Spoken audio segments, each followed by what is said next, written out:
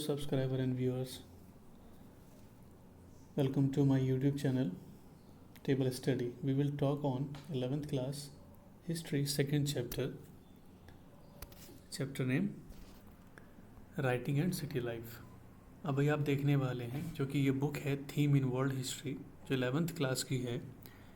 इसका जो है chapter writing and city life के ऊपर हम बात करेंगे। चैप्टर 2 मेनली हम जान लें कि इस चैप्टर के बारे में जो है हम पढ़ने जा रहे हैं कि वर्ल्ड की फर्स्ट सिविलाइजेशन जो वर्ल्ड की फर्स्ट सिविलाइजेशन है हम उसके ऊपर बात करेंगे। ओके बच्चों, तो सिविलाइजेशन इसके ऊपर बात करेंगे। वर्ल्ड की फर्स्ट सिविलाइजेशन जो है वो है मेसोपोटामिया। ठीक है, Mesopotamia. Second civilisation of world जो है हमारा इंडिया का वो है हड़प्पन सिविलाइजेशन। हम इस चैप्टर में 2-3 चीज़ों के बारे में जानने की कोशिश करेंगे कि पहली बार जो है आखिर सिविलाइजेशन जिसे हम कहते हैं मनुष्य का जो है एक सिविलाइज तरीके से रहना, क्योंकि हमने फर्स्ट चैप्टर में देखा था कि कैसे नोमैडिक तरीके से जो लोग हैं वो रह रहे हैं, कोई जीवन नहीं था उनका, लेकिन फिर भी कि फर्स्ट टाइम इंसान जो है कैसे एक साथ रहने लग गया, कैसे जो है ठीक तरीके से चीज़ें चलने लगी, जो एक मनुष्य की ज़िंदगी में होना चाहिए सब कुछ, वो सब कुछ होने लगा। तो आखिर ये स्टार्ट कैसे हुआ, किन कारणों से हुआ, हम उसके ऊपर देखेंगे, और कहाँ से हुआ वो हम देखते हैं। आखिर ऐसी कौन सी कंडीशन सिर्फ यहीं थी जो यहीं से सब कुछ स्टार्टअप हुआ। हम देखते हैं कि अफ्रीका से सब कुछ शुरू हुआ, और इस पर व्यू है कि मतलब कहाँ से जो है फर्स्ट जो मतलब ओरिजिन्स ऑफ पीपल है, ह्यूमन है, वो हड़प्पा से हुआ है, हड़प्पा के बाहर, वो एक टॉपिक था। लेकिन मेनली हम देखते हैं कि मोस्टली जो है वो साउथ या मतलब अफ्रीका कॉन्टिनेंट से बाहर आए सभी लोग थे। तो हम इस चैप्टर के बारे में हम जानने के लिए जो है आगे देखते हैं क्या क्या है चैप्टर के अंदर। पहली बात मैं आपको मैप दिखा दूं कि हम आखिर है कहाँ। तो बच्चों ये है मैप, ठीक है। ये देखिए, ये जो एरिया है वो एशिया का एरिया पड़ जाता है, ठीक है। ये पूरा एरिया यहाँ से मोस्टली, तो ये सारे जो एशिया है यहाँ से, ये ईरान का भी आप एरिया देख रहे हैं, ये रहा मेसोपोटामिया। आप पूरा लैंड देख रहे हैं, ग्रीन है यहाँ से यहाँ तक, इसे हम स्टेपी का मैदान कहते हैं, ठीक है, घास का पूरा मैदान। पर्शियन गल्फ ये रहा, ये सऊदी अरेबिया आपका यहाँ पर, ठीक है। यहाँ से यूरोप हो जाएगा पूरा, इस तरफ से यूरोप चला जाएगा। तो आप जो देखोगे हम यहाँ के बारे में देखेंगे, और आपके इसी तरफ से अफ्रीका का कॉन्टिनेंट इस तरफ है। तो यानी कहीं ना कहीं कहानी हमने पहले यहाँ देखी, अब दूसरी कहानी हम यहाँ से देखना शुरू करेंगे। ओके, तो अब ध्यान से देख लीजिए। और आज के टाइम को इस मेसोपोटामिया जो है, अब इसका नाम नहीं है, अब इसका नाम जो है यहाँ से आप देखोगे इराक। अब इसे इराक कहा जाता है बच्चों, ठीक है। तो इसे आप इराक कहेंगे। ये आज का एरिया जो है ये इराक के नाम से है, और फिर जो है इसके बगल में ईरान है, ठीक है। तो इस मेसोपोटामिया का जो नाम है इराक के नाम से। तो आगे बढ़ते हैं। तो यहाँ देखिए, आप सबसे पहले इस चैप्टर में जो है आप जो देखोगे इस चैप्टर में वो 2 चीज़ें आप थोड़ा सा दिमाग लगा के आप देखेंगे। पहली बात, इस चैप्टर में 2 नदियाँ बहती हैं। कौन सी? एक टिग्रीस, ठीक है, एक यूफ्रेट्स। देख रहे हैं आप, इन नदियों के आसपास ही आप जो चीज़ों के बारे में भी देखेंगे। 2 इंपॉर्टेंट नदियाँ हैं। तो हम इसके ज्योग्राफिकली जो है मेसोपोटामिया का जो ज्योग्राफी एरिया है हम उस वाले पॉइंट में देखेंगे।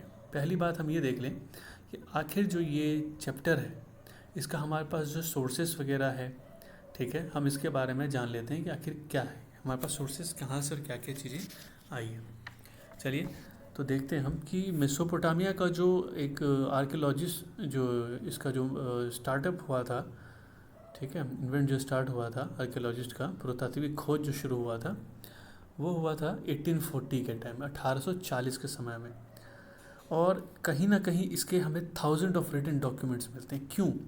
क्योंकि ये सिविलाइजेशन जो है, मैं आपको बता दूं, ये सिविलाइजेशन वो वर्ड है जिसमें हम देखते हैं इंसान एक तरीके से पहनना, खाना, पढ़ना, लिखना सब कुछ सीख जाता है, तभी हम इसे सिविलाइज्ड कह रहे हैं। हम ऐसे नहीं कह रहे हैं जबकि इनका रोटी कपड़ा सब कुछ जो है अब बेटर हो गया है, इसीलिए हम इसे सिविलाइजेशन का नाम देते हैं। तो ऐसे उस समय जो है सबसे पहली बात, सिविलाइजेशन बनाने का जो सबसे पहला कारण था वो रिटन डॉक्यूमेंट यानी लिखना जो है यहाँ पर हम देखते हैं आ चुका था। और भी कारण है सिविलाइजेशन के, लेकिन ये इंपॉर्टेंट है कि रिटन जो था उनके पास काफ़ी अच्छा खासा हो चुका था। हम और देखते हैं, साथ ही ओल्ड टेस्टामेंट का आपने पिछले चैप्टर में भी नाम सुना था और यहाँ भी आप सुन रहे हैं कि ओल्ड टेस्टामेंट जो है बाइबल की बुक में एक पॉइंट है, मतलब एक पार्ट बनता है ओल्ड टेस्टामेंट का, जिसमें जो है आप देखोगे the book of Genesis of the Old Testament refer to Sumer, यानी मतलब सुमेर, ठीक है, जो कि मतलब होता है लैंड ब्रिक बिल्ट। इस सुमेर के नाम से कहीं ना कहीं उस बुक के अंदर जो है लिखा हुआ है। तो ये एक बहुत बड़ा रेफरेंस मिलता है उस बाइबल के बुक में, जो कि कहीं ना कहीं अब के टाइम में तो हमारे पास चलिए बहुत सारे इक्विपमेंट्स हैं, सारी चीज़ें हमें मिलने लगी, तो उससे हमने पता करा। लेकिन शुरुआत में हम देखते हैं कि जितने भी मतलब इंग्लिश या यूरोपियंस थे, उन्होंने इसी बात पर जोर दिया कि ओल्ड टेस्टामेंट की बुक में कहीं ना कहीं इस सिविलाइजेशन के बारे में पहले से लिखा हुआ, वो है सुमेर नाम के सिविलाइजेशन से, ठीक है। साथ ही साथ हम देखते हैं 1873 में आपने क्या देखा, पहले 80-40 का पॉइंट, अब 1873 का पॉइंट देखोगे कि ब्रिटिश न्यूज़पेपर ने इसे क्या करा, फंड करा। ब्रिटिश न्यूज़पेपर ने फंड करा किसको, ने जो है ब्रिटिश म्यूज़ियम को जो है फंड किया कि उसके सारे के सारे जितने भी खर्चे हैं उस पर काम करने के लिए कि आप जाके मेसोपोटामिया वगैरह में जो भी है आप खोज करिए।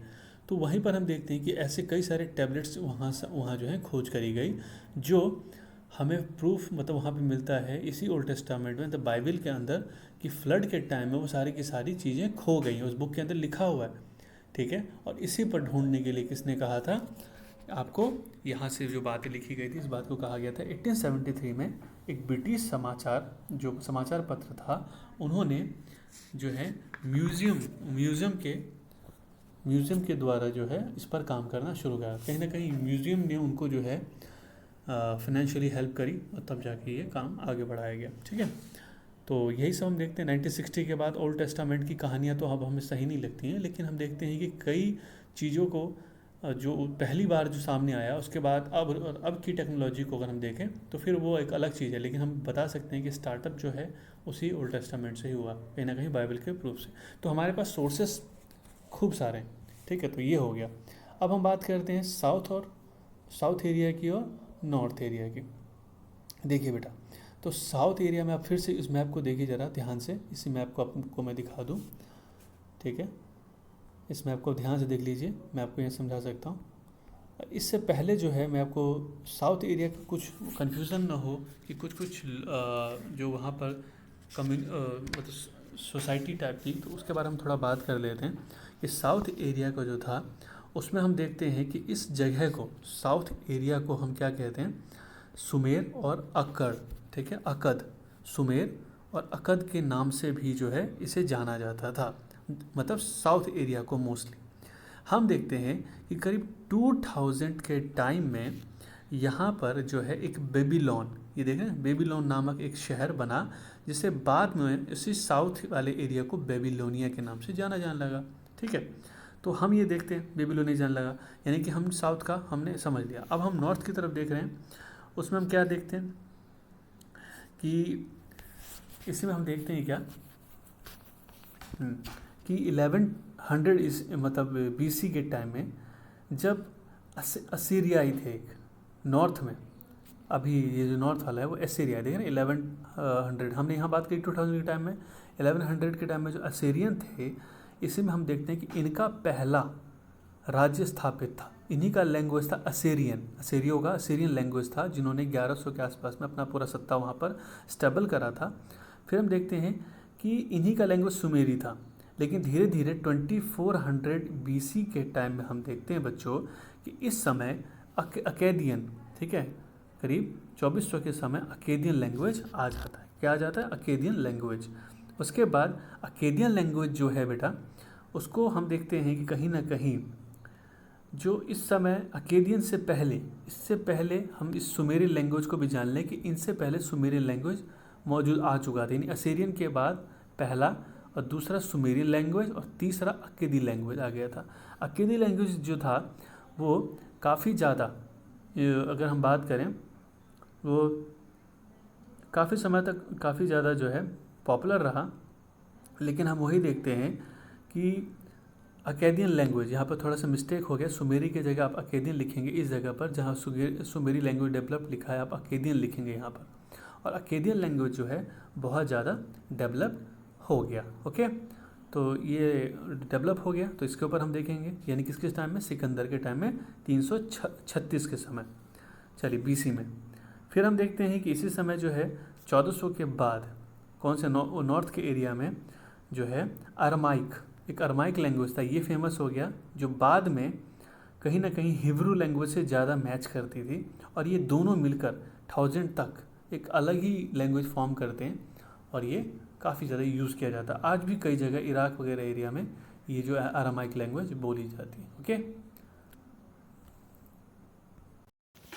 फिर हम बात करते हैं ज्योग्राफी के बारे में, यानी कि हम नॉर्थ और जो है साउथ के ज्योग्राफी के बारे में बात करें। यानी कि आपको कॉमन ये चीज़ें याद रखनी पड़ेगी बच्चों, कि जो है ये एरिया आप यूफ्रेट्स और टिग्रीज के बारे में पढ़ेंगे। ये जो एरिया था वो पूरा डेजर्ट एरिया था, ठीक है, और यहाँ से जो बारिश वगैरह होती थी इन एरिया में होती थी। तो आप देख रहे हैं 2 नदियाँ यहाँ से जा रही हैं, तो अच्छी खासी जो है पानी वगैरह यहाँ पर वो मौजूद रहती थी। तो आप देख सकते हैं कि बारिश तो कम होती थी, लेकिन पानी की जो अवेलेबिलिटी थी वो अच्छी खासी थी, जिसके कारण बहुत बढ़िया इनका चल जाता था। हम इसी ज्योग्राफी के बारे में यहाँ पर देखेंगे, ठीक है। चलिए, इस पर देखिए क्या लिखा है। पहली बात तो मैं आपको बता दूं कि यहाँ पे कुछ एक अच्छा वर्ड लिखा हुआ है, southern part is made up the marshy area and white flat barren. यानी कि साउदर्न एरिया कैसा था, साउदर्न एरिया काफ़ी ज़्यादा जो था वो फैला हुआ था, बहुत दूर तक फैला हुआ था। अगर हम साथ ही साथ इसमें नॉर्थ एरिया के बारे में भी हम देखें तो वो भी उसमें क्या था, बड़े बड़े मतलब एक स्टेपीज वगैरह जो थे, हरे हरे मैदान, मतलब यहाँ पे लिखा हुआ देखिए, in the north there is a stretch, यहाँ पे लिखा है there is stretch of upland called steppe where animal herding offer people better livelihood than agriculture. मतलब खेती बाड़ी से ज़्यादा अच्छा था, जानवरों को पालना, ऊन वगैरह दूध वगैरह निकालना, यहाँ ज़्यादा अच्छा व्यवसाय था, ठीक है। फिर थोड़ा ऊपर देखते हैं, city life begin in Mesopotamia में जो हुआ था। मेसोपोटामिया का जो वर्ड है ये भी 1 नंबर के पेपर में आपके आता है बच्चों। तो मेसो का मतलब होता है मिडल, और पोटामस का मतलब होता है रिवर, यानी कि मेसोपोटामिया मतलब, मेसो का मतलब होता है मिडल, और पोटामस का मतलब होता है रिवर, यानी कि बीच की नदी। तो इसको मेसोपोटामिया नाम दिया गया। Is a flat land between Euphrates, एक फ्लैट लैंड था कहाँ, यूफ्रेट्स और टिग्रीज नदी के बीचों बीच में, जिसे हम आज रिपब्लिक ऑफ इराक के नाम से जानते हैं। ये नोट्स बहुत वैल्यूबल है, इसके हिसाब से आप पढ़ेंगे आपको पूरा समझ में आ जाएगा बच्चों। एग्रीकल्चर की शुरुआत जो मेसोपोटामिया में हुई थी वो 7000 से 6000 BCE के टाइम में हुई थी। यहाँ की जो मिट्टी है वो काफ़ी फर्टाइल, लेकिन agriculture treated because of natural causes. और थोड़ा सा यहाँ पर इसलिए नहीं होता है एग्रीकल्चर नॉर्थ वगैरह एरिया में, क्योंकि एक तरीके से यहाँ पर जो है बहुत और भी ऑप्शंस हैं। लेकिन मैं आपको बता दूँ, दोनों एरिया में जब बारिश का पानी आता है नीचे तो बहुत सारी मिट्टी वगैरह यहाँ पर बहा कर लाती थी, ठीक है। बहुत सारी पानी जब बहा कर लाया गया तो यहाँ पर क्या होता है, और साथ ही हम देखते हैं कि जो यूफ्रेट्स नदी है जो साउथ में बह रही है, वहाँ पर हम देखते हैं कि नीचे आते आते बहुत सारी जो है धाराओं में, स्ट्रीम में बढ़ जाती थी।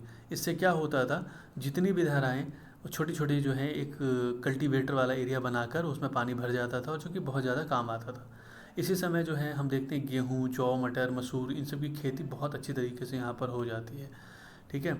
तो हम बता रहे हैं कि मेसोपोटामिया में जो है साउथ का एरिया जो है वो खेती के लिए होता था, ठीक है, जो है वो खेती के लिए यानी एग्रीकल्चर के लिए होता था, ये एग्रीकल्चर के लिए। ऊपर का जो एरिया था तो वो पेस्टोरलिस्ट वगैरह, यानी कि जो है मतलब जानवर पालन के ऊपर होता था।